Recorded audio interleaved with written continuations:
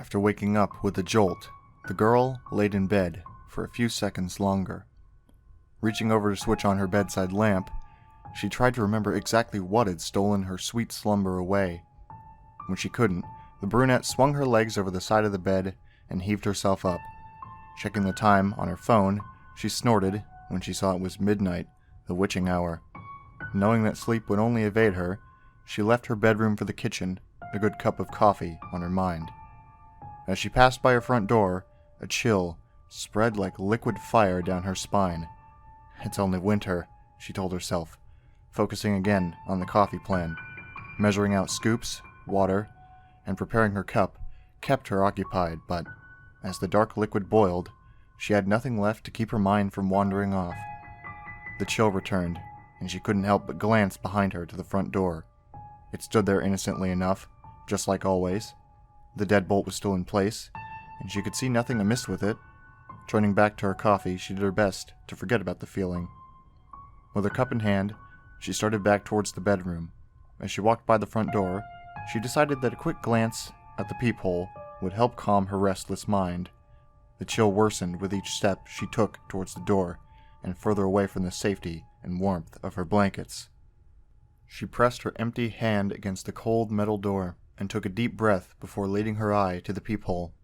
At first, she could only see an inky blackness, and somehow it seemed to swirl in itself. When she blinked in surprise, the void melted away. She wished it hadn't. In its place, there stood what she could only guess was once a man. The limbs were long and inhumanly awkward, with bulky joints branching off into several arms, not unlike the branches of a tree. The creature was draped in a black suit, somehow making the thing more nightmarish to her. The icing on the proverbial cake, however, was what passed as the hellish thing's face. It was as though her mind blurred the ghastly visage to spare itself further shock and horror. She shoved herself away from the door, with a hand still pressed against it. The scalding mug of coffee fell, the liquid burning her bare legs as she fell backwards and tried to crawl away from the door. She knew, somehow, that her mind hadn't been playing tricks on her. As she crab walked away from the door, she watched as tendrils, as black as the void she first saw, snake around through the cracks. The girl was trapped between the instinct to flee and the gut feeling to not turn her back on the door. When the door was jolted, the urge to flee overcame her, and she slipped in the burning liquid as she tried to make it back to her room. She knew deep down she was trapping herself in a corner, but she had to get away from the door. The girl was halfway down the hallway when she heard the previously locked door creak open. She screamed and slipped into a wall, cracking her chin on it and stunning her. After that, there was only blackness. Nicole? A warm, male voice snapped the woman out of her trance. As she turned around, she was met by one of her sister's doctors. She nodded, not sure if she should say anything, or even if she could find her voice if she did have something to say. That morning, she'd gotten an urgent phone call from the hospital saying that her sister, Lindsay, was there. Before they had even let her see her, the doctors had pulled her off to the side and insisted that they talk to her about what might have happened. Phrases like self-inflicted and assault had been thrown around, and Nicole felt her mind reel. She still hadn't fully understood what they had been saying until she saw Lindsay with her own eyes. Her little sister had a bandage wrapped around her head, covering both of her ears as well as her eyes. They said it was to keep her now deadened eyes from drying out and to try to keep infection out of the wounds Lindsay had made to her ears. The doctors had guessed that either she or someone else had jammed a pencil into them to keep her off balance or to deafen herself against something. There was the mix of first and second degree burns on her hands, legs, and feet from what was assumed to be the coffee her neighbors found spilled all over the entry to her apartment. As Nicole walked into her sister's hospital room for the first time, she thought she had spied the silhouette of a man in the window. That, she knew, was impossible. Her sister's room was on the third story of the hospital.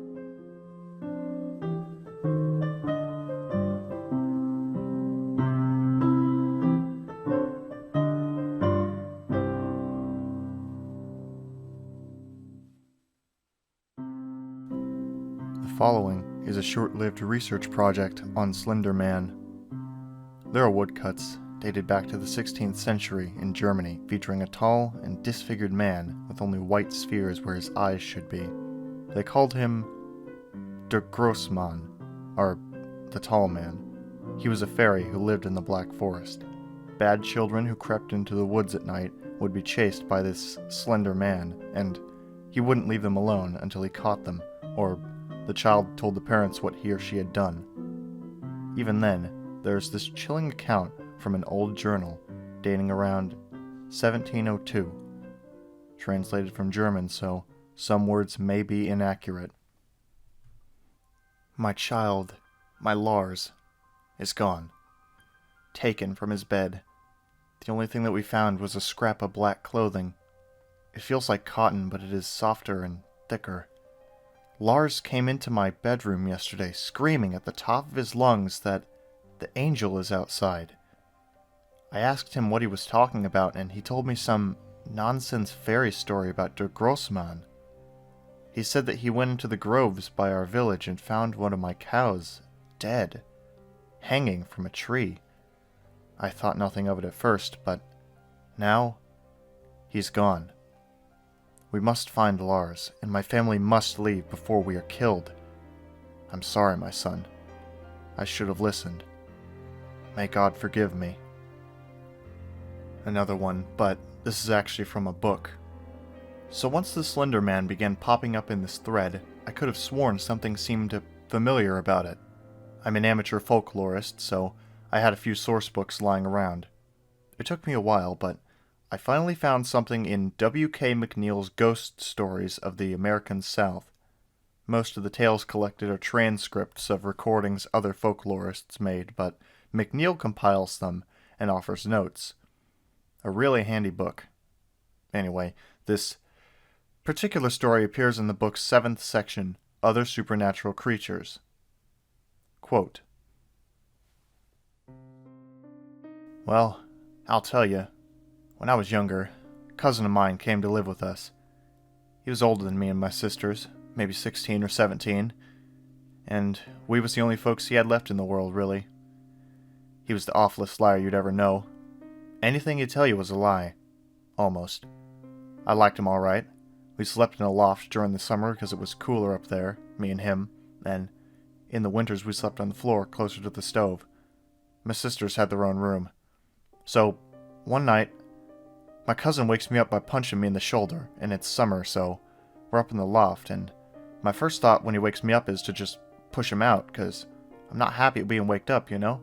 But before I can say anything, he puts his hand over my mouth, and then, even though it's dark, I can hear that he's scared. Listen, he says. So I'll listen real careful. It's this scratching, like something on the roof. The roof is right over our heads, mind you, 'cause we was in the loft.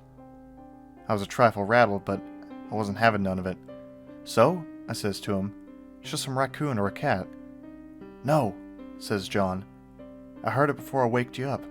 It's like footsteps, like someone's walking up there.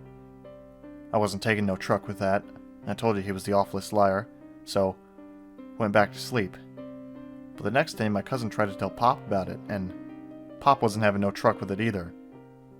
But one night later on, while we was all having supper, Pop sent out my youngest sister to fetch water from the pump we had in the back. After a while we heard Lily scream, and it was Ma who got up first and then Pop. The rest of us stayed at the table because we was likely to get in trouble if Lily was hurt. We was there to gloat. Soon enough, though, we heard Pop and Ma shouting too, so me and John went out to see if they needed our help. All they had was the water pail Lily carried out. There wasn't no other sign of her. First I didn't understand what was going on, both Ma and Pop shouting. By that time my other sisters came out and they started crying. My cousin was just standing there in the yard, looking off towards something. It's the man walking yonder, he yells. He's pointing out across the field. No one's listening to him but me. And he keeps saying it. It's the man walking yonder. It's that man walking yonder. You already know it was supper time, so you know the sun was setting and it was hard to see, but when I looked out over that field at the back of the house, the whole thing was lit up orange, and there was a row of big and black trees that was the edge of the woods, you know? I swear to you that I saw one of them trees moving, like a man, walking away. But it couldn't have been no man, 'cause there ain't no man that tall and skinny. Pop's seen it too, I think. He took us inside and locked all the doors. He made us keep still while he got out his rifle. We waited like that all night, Ma crying the whole time.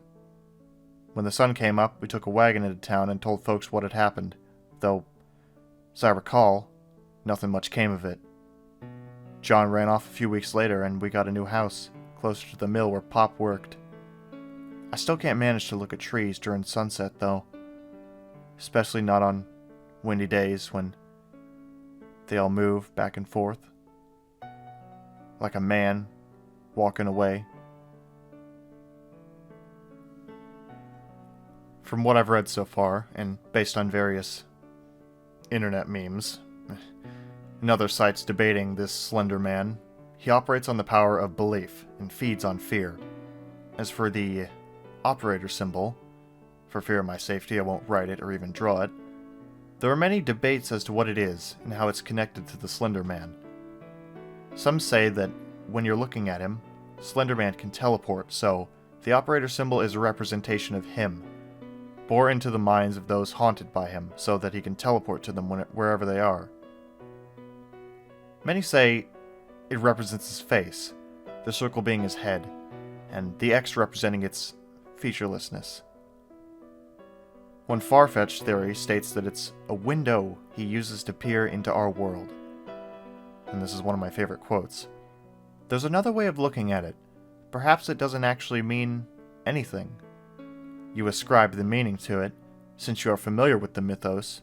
Seeing makes you think of Slender Man, and since Slender Man operates on the power of belief, it turns it into a sort of thought weapon. I'm done researching. I can't stand this feeling. I'm really paranoid. I feel like I'm being watched. This was a short-lived research project to begin with, but I don't want to know anymore. From what I've learned and read, he exists based on belief. If that's so, my research may provoke him. I started all this because I was watching Marble Hornets videos after someone had mentioned them in a Facebook post, and it piqued my curiosity. They made me remember something that happened a few years ago. Something I've tried so hard to forget. I was sleeping and, at the time, my bed faced parallel with my hallway. I awoke one night after everyone was asleep in my house. I was staring at the top of my bed. I had a bunk bed I shared with my little brother. I was on the bottom, and I had this unnerving feeling in my stomach. I felt as if something was watching me. It almost felt as if it was in my hallway. So, being an inquisitive little kid, I unwillingly turned my head to look. Thinking back, I wish I hadn't. There was something tall and dark standing there, staring at me. It was dark, so none of its features were clear, but I could make out its silhouette. It was a tall and thin figure that just stood there, staring at me. I tried to scream, but no noise came from my throat. Immediately afterwards, the thing took a step forward, and I blacked out. When I came to again, it was still dark, so not much time could have passed. And after an unwilling glance down my hall, I saw that it was gone. I had no idea what Slender Man even was at the time, so I immediately dismissed it as a ghost of some sort. I know for a fact it wasn't a dream because everything was so real. The fear I felt, the choking sensation in my throat. So I tried to scream, and blacking out. I can't describe what it felt like, other than that 1 second I was petrified and trying to scream, and the next I was staring at the top of my bed again. Next morning, I told my mom, and her being a narrow-minded adult, she told me that it must have been a bad dream. But watching those videos brought back that memory, and after reading up on it, I want to bury that memory, because if what they say is true, then he lives on belief and fear. And I wish I could say that this is just another creepypasta some sleep-deprived teen had sudden inspiration to write, after downing a can of Monster and reading too many scary memes. I wish I could tell you that I'm making this all up to give some creepypasta lovers a good scare, but I can't. Everything I've written is true. And honestly, I don't care if anyone believes me. I just want to get this out there. Slenderman is real. I've seen him. And I give this one bit of advice to anyone that has seen him, or wants to be brave enough and go and find him. Don't.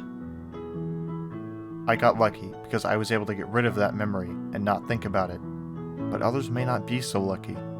So I leave you with this. Slenderman is real. Don't go looking for him. And if you do see him, forget you ever did.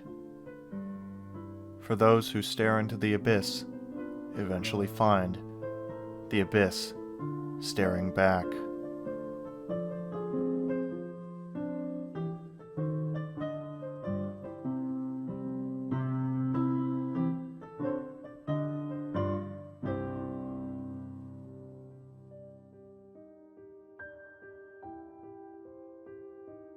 Walls. White walls. White padded walls. Day in, day out. White padded walls. Let me tell you why I see these white padded walls day in and day out. I am, or at least, according to several doctors, certifiably insane. Hallucinations, paranoia, schizophrenia, multiple personality disorders, the list goes on and on. I was a normal working class man, living the American dream. I had a wife, 2 kids. My income was high, my debt was low. I had it all. Then, things started to go wrong. They started to go in a direction I couldn't even fathom. My wife and I had always wanted to go to the British Isles, but for the longest time, the money wasn't there. It took 7 years and 2 promotions before we could even begin to think realistically. Anyway, after months of careful planning and preparation, we were on a plane flying over the Atlantic Ocean. Just me and her, no kids, no job. Nothing but beautiful scenery and relaxation for 24 straight days. Fast forward a week. Having taken in many of the big city sights, we decided to see some of the smaller places out in the countryside. We packed a small bag of essentials and took a cab into the rural side of England. This is where things started to go wrong. Not the whole world is coming to an end wrong, even though it sure felt like it, but just wrong. We came across an old tailor in a moderately decorated cabin. He said he had been making suits for over 65 years. My interest was piqued. I decided to splurge a little bit and buy one. Nothing beats the craftsmanship of a home-tailored suit. After paying for it and calling for a cab, a picture on the wall caught my eye. It was old. Black and white, mid-50s. It was a very tall and very slim, suited man standing on a grassy plain. His face appeared to be smudged out. It was old. I didn't even think much of it.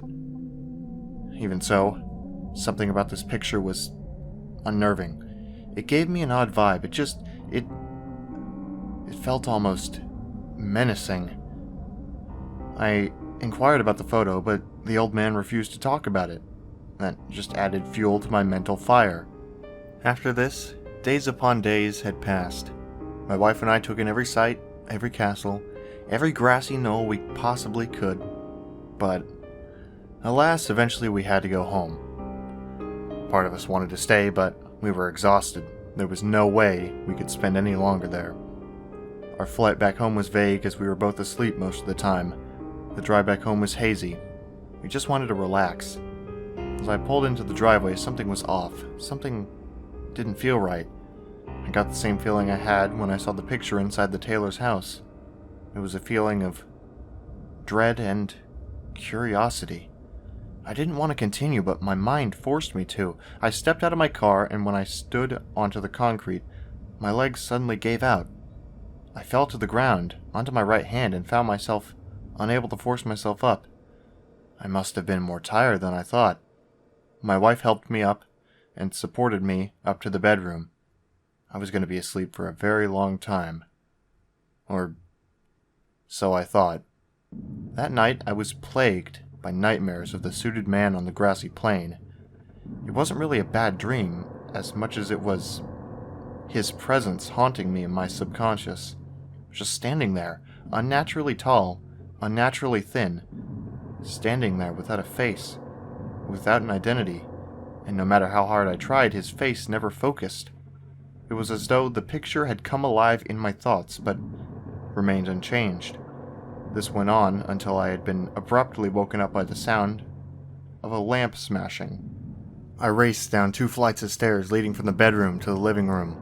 Armed only with the brick we used as a doorstop, I slowly crept to where the only lamp in our house used to be. I knelt down to pick up a piece, to examine it, when I felt a slight blow of wind from behind me, like a person running past. I shot up faster than a startled cat and spun around to see who or what it was. My eyes had still not adjusted, so surrounding me was nothing but darkness. My next thought was to listen. Nothing. Not a single thing. Not even the sound of the house settling. Maybe it was my nightmare, or fatigue, playing tricks on me, but maybe we had a slight tremor that caused the lamp to inch off of the table? Regardless, I was tired, and I sorely wanted to get some nightmare-free sleep. It didn't happen. Throughout the rest of the night, the slender man was everywhere within my dreams. He was a bit curious, though. He only ever seemed to cautiously hide behind trees. Only in the original photo was he completely exposed. Even subconsciously, I wished I hadn't moved next to a forest, knowing that he could be lurking, watching me, analyzing me. It didn't take long to force myself awake. 10:46 a.m. I looked to my left and my right. My wife was calmly sleeping. Lucky her. I dragged myself out of bed and slowly made my way downstairs. I half expected the TV to be blaring with my kids' eyes glued to the screen, but then I remembered that they were at their grandmother's house. They were due back that day. I was going to miss the quiet. It was alright. I missed my kids even more. I continued down the stairs, hoping to get a game of solitaire in on the computer, when something made me feel very weak and hollow. The lamp. It wasn't broken, but it wasn't brand new either. Someone took the pieces and shoddily glued them back together, and the glue wasn't glue. It was black and rubbery like tar. I would have tasted it for origin, but that's never a good idea. My wife needed to wake up. Soon. I was starting to panic again. I explained what happened the night before, about the lamp and the nightmares and such. She just rolled her eyes and told me I was on something. Wives. Sometimes I think they do it on purpose. Still feeling uneasy from this morning, I managed to force myself to look out into the forest behind our house. It was very calm, nothing out of the ordinary. It wasn't completely dark, so it didn't look nearly as ominous as it usually did at night. I was badly lamenting this night in particular. Suddenly, I saw light out of the corner of my eye that caused me to nearly jump out of my skin. But it was just the kids getting dropped off. I swear, I was thinking too much into this. I couldn't keep my nerves steady half the time. Hours passed. We played with the children. We put them to bed and relaxed on the couch. My wife was asleep on my chest. I was nodding off and slowly closed my eyes. It wasn't long before the quiet was broken and my wife and I were woken up. A window had broke upstairs. In a panicked flurry, we ran up the stairs as fast as we could. Our eldest son, scared out of his mind, said it came from his brother's room. Without even thinking, I kicked the door down. Only the nightlight in the far corner brought light into the pitch-black room. And there he was, the man for my dreams, the slender man, hovering over my son's bed. Having seen him, I acted without even knowing what was going on. Punches were thrown, long black tendrils whipped all around. The last thing I remember was being held tightly above the ground and thrown against a wall. That's when I blacked out. When I came to, my wife was in tears. I had 3 cracked ribs, my son was gone. The slender man had my son, and there was nothing I could do. But I knew he was going to come back, and that was when I would get him. The rest of the day was full of emotion. My wife could hardly stop crying. My other son was in a constant state of shock. I could barely think straight. I did, however, manage to call the police. I told them my son had been abducted by a man in a long black suit. I kept the details of the tendrils to myself in the fear that they wouldn't believe me, but that was the least of my worries. I needed to figure out when he would return. The police showed up and took each of our statements. They examined my son's room. They did a quick scar of the house and the forest outside. It seemed not a single piece of evidence was found. They had begun to leave when something hanging from a very high up branch caught their eye. It was a piece of material, black and pinstriped, much like the suit I bought while I was on vacation. I pointed this out to the police, and they inquired to see my suit. I gladly showed them the way. When they opened the closet door, what they found was beyond belief. Wrapped in my now tattered suit was my son, completely drenched in blood. He didn't look conscious. Both myself and the police were shocked and disgusted. That's when I blacked out again. When I came to, I was in an unfamiliar place. Gray painted walls, small windows on one of them. One exceptionally bland table. Great. I was in an interrogation room. I sat there, alone, for the good part of an hour before actual human life entered the room with me. Now, my memory's a bit hazy at this point, so I'll try and sum up the conversation as best as possible. The officer had said, "Your son didn't survive. Deepest sympathies to you and your family. You've not been proven guilty, but evidence leans towards it. Further investigation must be held. You'll be brought back home, but you'll be under constant supervision," and so on and so forth. I was driven home in the back of a police cruiser. Last time I was there was in high school when vandalism was the cool thing to do. I was welcomed with open arms from my still sobbing wife and my emotionless son. Going back wasn't easy. Thankfully, we didn't have to stay long. The police explained that we were going to stay at a hotel for a few days. We gathered our things when a picture from our fridge caught my eye. It was a picture my late son drew. When I saw it, my heart nearly stopped. And the cutest crayon drawing you can imagine was my son, standing next to a tall, faceless man in a black suit. I made sure no one was around to see me stuff the picture into my pocket. The hotel was what you would normally expect. Simple wallpaper, 2 twin beds, 1 TV. Cheap flowery design on everything else. It would have to do since we were stuck there. We settled in, placing out our stuff, and lying down. I, on the other hand, went to the bathroom, the only place I knew was private. I locked the door, and took the picture out of my pocket. I looked at it for clues, but to no avail. All that was there was the cute drawing, and his name, scribbled into the bottom corner. The thing that unnerved me the most was the fact that the slender man had no face, no identity, not a single outstanding feature. It riled me to the core, but I had enough stress from today. I needed sleep, and badly. The night was rough, but I still managed to. Not a single dream with the slender man either. Then a banging came from the door. Being half asleep the whole time, it scared the shit out of me. I turned to my right. 5:14 a.m. Heads were going to roll. I dragged myself out of bed and very slowly opened the door. It was the police officer that drove us here. He had a look of panic on his face. He said my son was missing. Nothing clicked. It took me a minute to wake up and grasp reality again. My son's body was missing, snatched right from the hospital, but this time, I knew where he was. I had to get back to the forest. I had to find the remains of my suit. It was the only way to stop the slender man. But I knew it wasn't going to be easy. I asked the police officer if he could drive me back to my house, as I had forgotten something. He pondered a moment and obliged. This time, I had been allowed to sit in the passenger seat. The ride there was quiet. I tried to get some sleep. The officer didn't start any conversation. When we got back to my house, I was careful to make sure no one else saw me. I entered the house through the front door and quickly escaped out the back and headed for the forest. Still very dark out, so Traversing the heavily wooded area was not easy. The only light that came through was that of the moon, so I walked, almost blind, hoping to find some scrap of my suit. It seemed to be impossible until, amidst the darkness, I saw a scrap of paper. The white of it stood out like a sore thumb.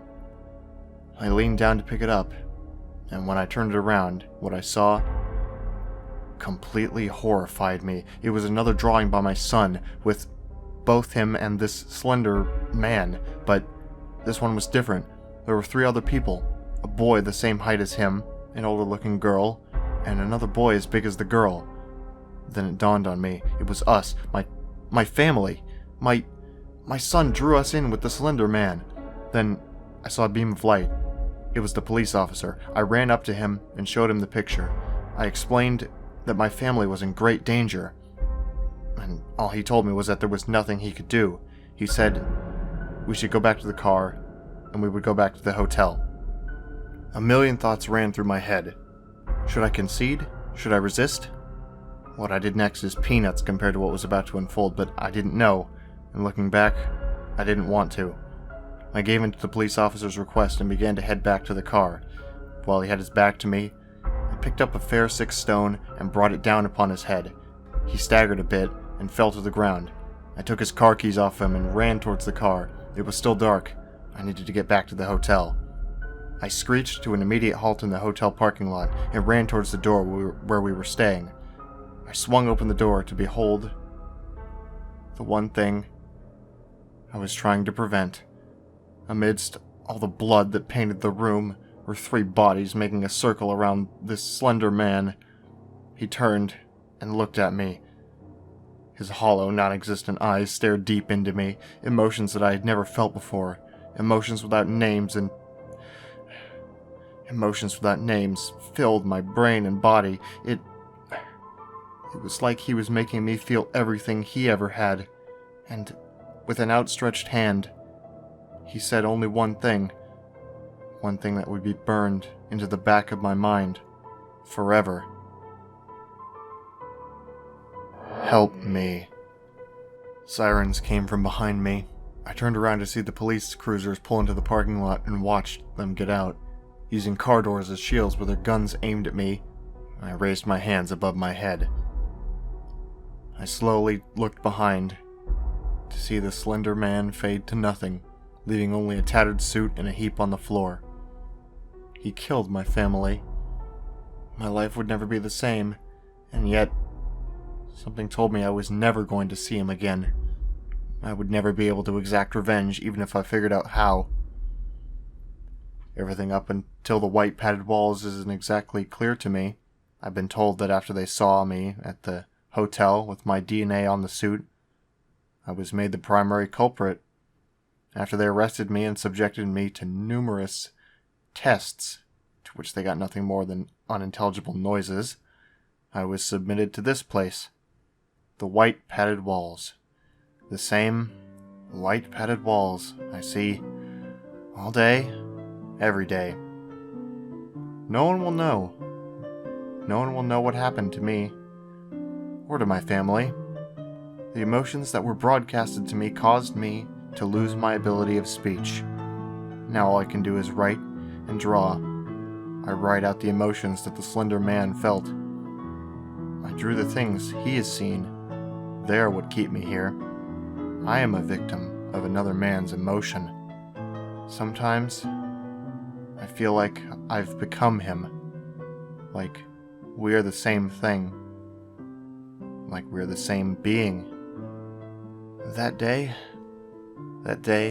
I learned something. We were slender.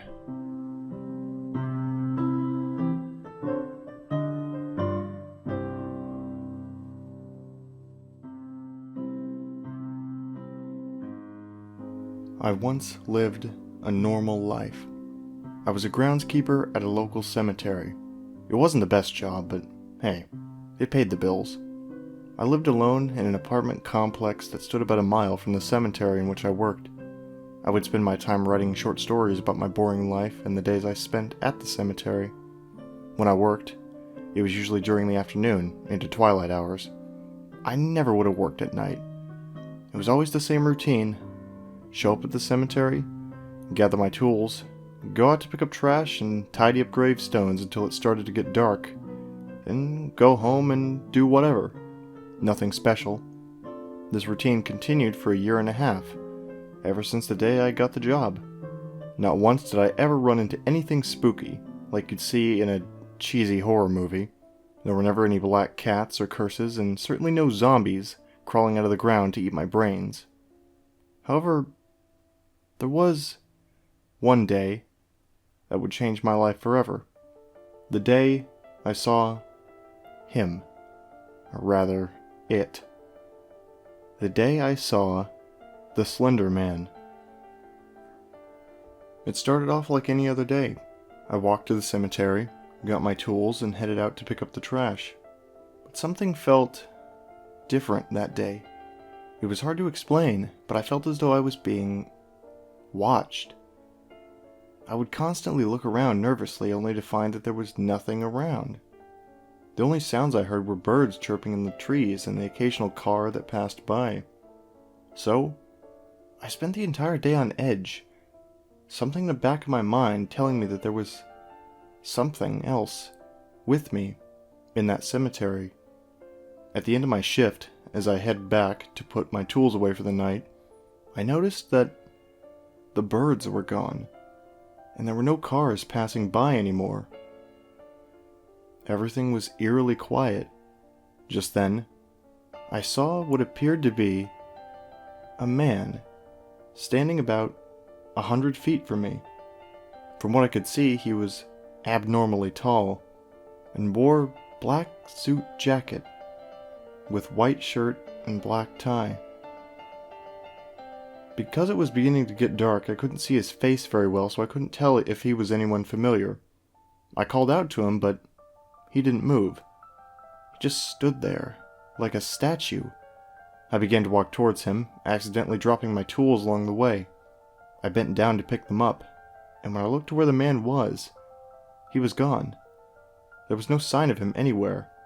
I scratched my head and shook it off, thinking that I was just seeing things because I was overworked. I put my tools away and headed home, but I walked a little quicker than usual. I was still a little nervous, and questions filled my head. Who was that man? Why did he just stand there?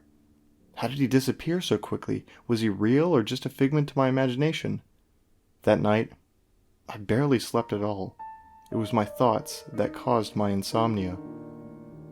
The next day at the cemetery, I was even more tense. I felt like if a leaf were to fall on my head, I'd scream in terror. Unfortunately for me, the more tense I got, the more distracted I got from my work. Soon enough, my boss, Jeff, came out to talk to me. Jeff was a good guy. He and my father went way back, and he was the one who gave me the job as groundskeeper in the first place. He and I were also good friends, and he knew that I wasn't acting myself that day. "Steven, what's the matter?" he asked me. "You seem a little off today. Is something wrong?" I didn't want to sound like a crazy person, but I knew that I could never lie to Jeff. So I told him the truth. "I saw something yesterday, Jeff. There was a man in a suit that was just standing in the cemetery. He didn't do anything, and then he just disappeared out of nowhere. It kind of freaked me out." Jeff looked at me like I was crazy. "Wait, what did you say this man looked like?" I was surprised that he actually somewhat believed my story. He was really tall with a nice suit on. It was too dark, so I couldn't see his face." Jeff rubbed his head and sighed. "I don't believe it." I rolled my eyes, thinking that he was talking about my story, but then he continued. "I didn't think the legends were true, but what you've explained to me, Steven, verifies that maybe the Slender Man does exist." Now, I was the one that was confused. Slender Man? What's a Slender Man? "I'm not the one you should be asking these questions, Steven. I only know a little bit about him, but I have a friend, James. He knows everything there is to know about this Slender Man." He took out a piece of paper and a pencil and scribbled something down. Handing it to me, he said, "This is where he lives. I'll give him a call and tell him what you saw, and that you're coming to learn more about Slenderman. Any questions you may have, he'll answer them." I still thought the idea was a little crazy, but I wanted to know exactly what this Slenderman was. That night, I did as Jeff suggested and paid a visit to his friend, James. As I entered his house, I saw he was already seated at a table, with pictures scattered all around. When I walked to the door, James greeted me with a smile. "Ah, Stephen! Jeff told me you were coming. Please, take a seat." I pulled up a chair to the table and began to observe some of the pictures he'd laid out. "Jeff told me that you think you saw the Slender Man, and that you want more info on him. Well, you've come to the right place." I nodded and he began to tell me everything he knew. "One thing you should know about the Slender Man. He's not human," James began. "We don't know what he is exactly, but we know for sure he isn't human. People who have seen him describe him just as you saw him, but he's sometimes seen with black tentacles emerging from his back. He's a fearsome creature and kills most likely for the fun of it. Now, let me give you a little backstory on the Slender Man.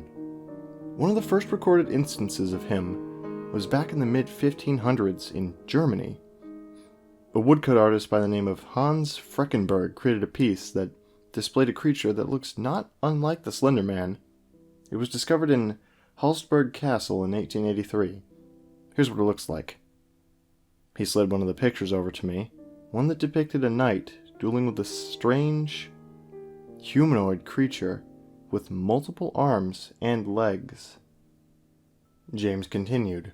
Now, Hans Freckenberg was known for his realistic depiction of human anatomy, but as you can see, in that work, the character on the right has multiple arms and an oddly shaped face. This work differs greatly from all his other ones. I was intrigued at the amount of knowledge that James had, but he wasn't quite finished. He slid another picture over to me. This one showed several children frolicking on a playground, nothing out of the ordinary, except for the fact that a man that looked exactly like the one I saw in the cemetery was standing ominously in the background. Looking at that picture caused chills to race down my spine. Now this here is the first recorded photograph of the Slender Man. You can just see him in the background. According to records, every single child in that photograph disappeared shortly after it was taken. They haven't been seen since. I was astonished. I couldn't believe what I was seeing. James then passed me a few more modern-looking pictures. Each one seemed like a normal, everyday nature or family photo, but in the background of every one, the same tall man could be seen, looming in the shadows. And that's pretty much all you need to know, James concluded. Any questions? I shook my head, still trying to wrap my head around why this thing was looking at me the day I saw him. The Slender Man is a mysterious force, Stephen, James told me. Nobody knows exactly why he does the things he does. Whether he does it for sport or if he's a pawn for some higher being, we'll probably never know. Coming to this realization, I knew that I had to do something. I decided that the next day, I would find the Slender Man and see for myself what kind of monster he was. I figured he was probably still in the vicinity of the cemetery, so I'd hopefully find and capture him. I wouldn't try that if I were you, James warned. The Slender Man has powers that you wouldn't believe. It's best to let nature take its course, and whatever you do, don't try to approach him if you sight him. I assured James that I would do no such thing, and thanked him for all the information as I left. However, I was still content on attempting to end the Slender Man's reign of terror once and for all. I worked through the next day like it was any other, but I kept my guard up the whole time, looking for any signs of this Slender Man. There was no sign of him the entire day, but once my shift was over, I put away my tools, except for a flashlight, and headed over to where I saw him standing just a couple of days prior. Like that fateful day, everything was eerily quiet. No birds or cars made any sound. I could sense that he was nearby. I approached the area where I first saw him and sat on one of the gravestones, waiting. I knew he would come, eventually. But after about 20 minutes, I began to give up hope, until I heard rustling coming from the woods that surrounded the cemetery.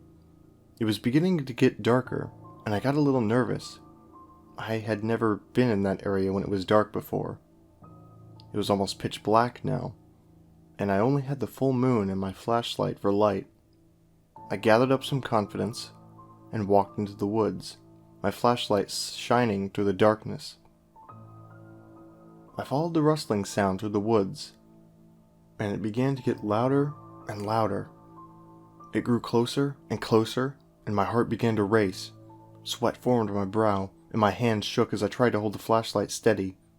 "Show yourself," I ordered as loudly as I could.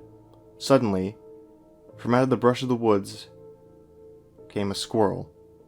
I let out a deep sigh of relief, as the squirrel just stared at me for a few seconds, and then took off running away from me. I thought nothing of it. It was a squirrel after all. They're usually afraid of their own shadow. I turned around, and it felt like I walked into a brick wall. I fell hard to the ground and dropped my flashlight. I couldn't see much, but I could see the outline of a figure illuminated by the full moon. I stumbled around like a madman, grabbing for the flashlight. I found it and shined it at the figure. I started at its legs and moved the light up its body. When I hit its torso, I saw that it was wearing a suit and tie. I swear I felt my heart stop for a moment. I shined the light up at its face and gasped in horror at what I saw. This creature had no face. It looked like an empty canvas, no hair, no face, no nothing. Just a pale white head looking down at me, as if it knew I was there. He must have been at least 9 or 10 feet tall. I stumbled to my feet and I felt 2 hands grasp my neck. I began to panic as my heart raced faster and faster, my breathing getting heavy. The creature pulled me closer and raised me up so my head was level with its. I stared into where his face should have been, and he tilted his head as if he were observing me. I could barely breathe as his grasp grew tighter around my neck. I struggled furiously, and suddenly several black tentacles emerged from the creature's back. I knew this was the end. I was about to become another victim of the Slender Man. He raised one of his tentacles and I braced myself. However, I heard a faint bark of dogs, and a few men calling my name. The creature turned its head towards the noise, and then back to me. He took the raised tentacle and wrapped it around my forearm. A burning pain shot through my entire arm, and I winced in pain. If that thing's hands hadn't been cutting off my air supply, I would have screamed bloody murder. The pain was unlike anything I had ever experienced before. The creature dropped me to the ground and stood above me for a few seconds. I looked up to it. I swear, he nodded to me before fading into the surrounding darkness. I gasped for breath as the men found me. Jeff was with them. "Steven, what the hell happened here? We heard you yelling, so we came to find out what was wrong." With what little energy I had left, I let out a whisper, barely audible. "It was the Slender Man." Then, everything went black.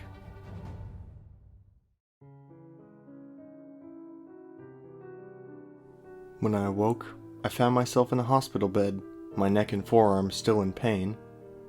Once I had regained complete consciousness, I looked down at my forearm and saw that there was a black mark where the Slender Man had wrapped his tentacle around me.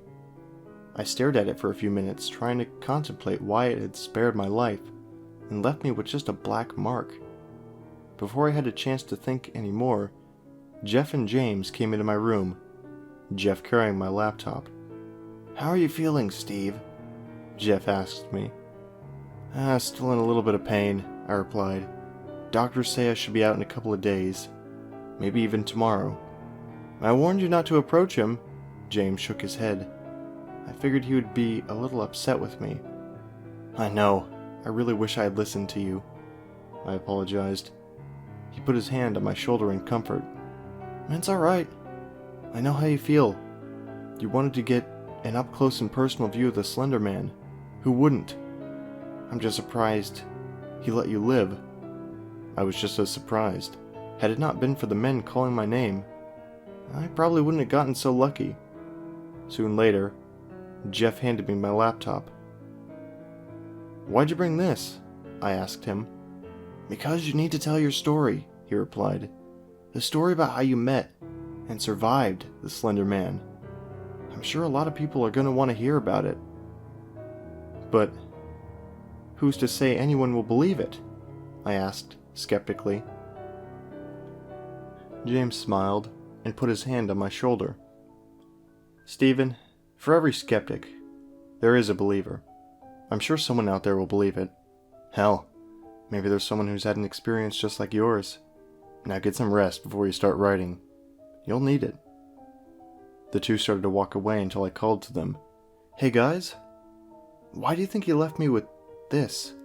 I showed them the black mark on my arm, and James rubbed his chin. No idea. I've never heard of any reported cases of that happening. Maybe since you were lucky enough to survive him, he gave it to you as something to remember him by. He smiled, and the two walked out of my room. I chuckled to myself at the thought, but then I realized that maybe that wasn't so crazy of an idea after all. I opened my laptop and began writing this story, my story, the story of my experience with the Slender Man.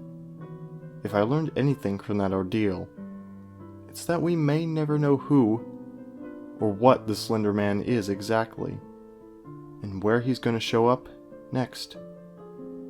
But I give this warning to you, dear reader. Beware the Slender Man, for the Slender Man watches us all.